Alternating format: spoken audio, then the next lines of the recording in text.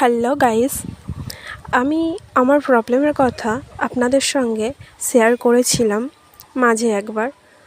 তো আমার প্রবলেমটা হচ্ছে এই যে আমি নতুন একটা চ্যানেল খুলেছি।